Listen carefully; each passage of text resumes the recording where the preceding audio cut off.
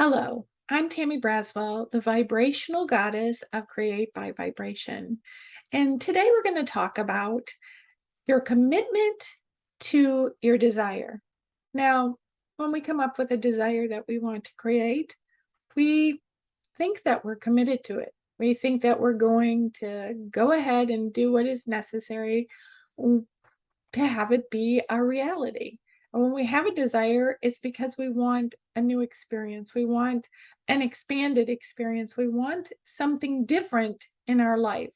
It can be just an up leveling of a new position in your job or career, growth of your business, a deeper connection in your relationship, or it can be completely new things like a new relationship or a new job or a new business or having to do with your health or increasing your finances and living in a higher, more abundant lifestyle that is not what you've been experiencing, or maybe you've experienced it before and it's gone away and you want to bring it back. It can be about your spiritual growth. You're ready to take yourself to the next level of connection, of hearing higher guidance, of living more in your divine soul's truth and purpose in this lifetime. So we think that we're committed to things. We're going to take action.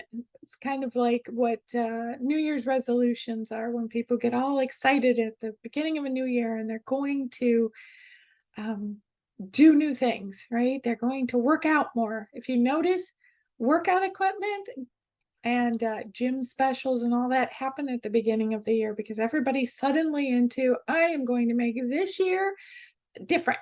I am going to be healthier. I'm going to be happier. I'm going to be more successful, whatever it is. And then that wanes because what happens is in the commitment to our desire, things start showing up in our life that require us to do things differently, to become a different version of ourselves, to step more into things that we're not normally used to. So they're uncomfortable and they're unfamiliar. We have to take steps that are unknown. They are not something we've necessarily done or experienced before. So we're taking them in a step of faith. Um, and the reason this comes up is uh, I work with clients and I have a Facebook group and I do things where I want to have feedback. So I'll put questions out there or in the work that I'm doing with someone and seeing the patterns that are showing up for them or the continuous comments that are similar to ones that have been shared before and sometimes by the same person or people to see that they're stuck in those patterns. So let's go back to the commitment. Is what does that mean really? Well, I think a good example is, and I've been thinking about this for a little while, and I feel the higher nudging to really talk about it and share it is this spring I decided to plant arborvitae trees. Now they're the big pineish or soft fir trees that grow pretty tall, 18 feet, and they're pretty wide. And a lot of people use them as privacy shrubbery. So you plant them, they get really big. If you plant them at a decent distance apart, they will grow enough together. So then you have like a privacy fence or wall. And I decided to do that around my house because last year I purchased it after renting it. Now that I own it, I can choose to do things and invest in things that I want for my house that really make it feel more like mine. And I do like privacy. I like my space. I like it defined. So I decided to plant these arborvitae trees. And I purchased 58 of them because I calculated out where they were going to go, how far apart they needed to be to fill in and to give me that privacy feeling. Well, to do all of that, we planted the trees and then we put cages, built uh, wire cages around each one because they were just little babies, and that would mean that the possibility a rabbit might come along and see an opportunity for lunch. So they've grown since we planted them several months ago, and I'm really excited. And I talk to them and I water them, and I'm energetically helping them to grow. But what has come about of this ultimate result I want, this desire to have this privacy hedge fence um, out of the plants? I decided that over purchasing or building a privacy fence because they only go to about 6 feet, and they're limited, and I'd have to get um, what's the word? I have to get a permit from the city to be able to build them. I don't have to do that with a tree. I mean, not only that, it's a living, so it can be trimmed if I need to trim it, if it's getting too high, or if I want to do anything with them. There's more flexibility with that, but they're alive, and I love the energy of living things. So to me, they're ideal. But the thing about it now is it takes me probably twice as long to mow my yard. And yes, I could hire someone to do this, but they're not going to do it as carefully as me. They're not going to be concerned about the trees that I planted. They just do it quickly and whatever, because I watch my neighbors who have lawn maintenance people. And not to say all of lawn maintenance people do that, but I know that I want my trees to grow a certain way.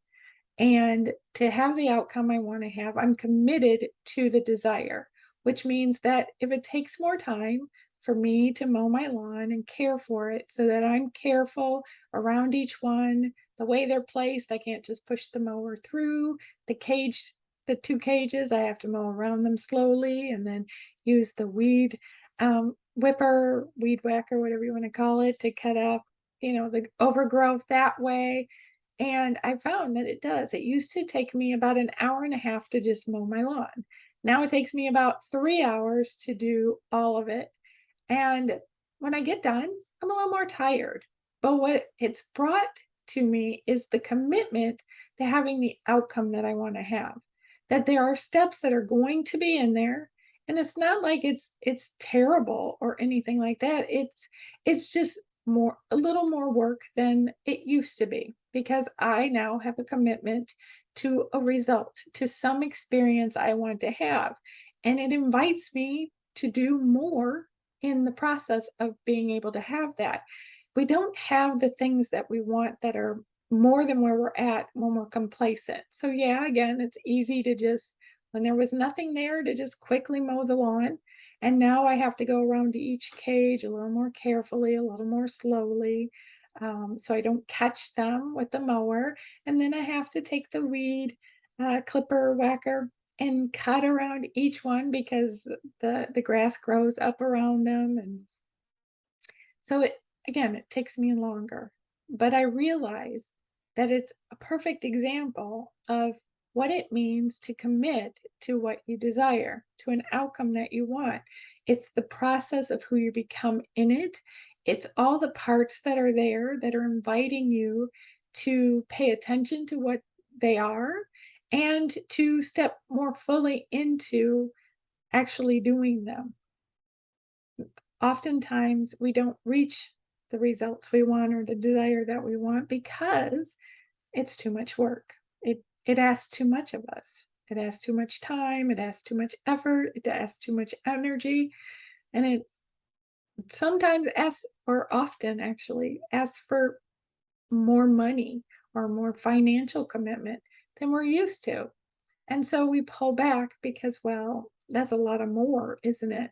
But it's not. It helps us to stand more fully in who we are, who we can be, and to really, when I accomplish all of that, when I get done, and I realize that my yard looks good and my trees are growing, and one day, and I don't believe it's too far off because of the energy work I do, that they're going to be fuller and taller and bigger. And then in a few years, I understand that it takes a few years for them to grow.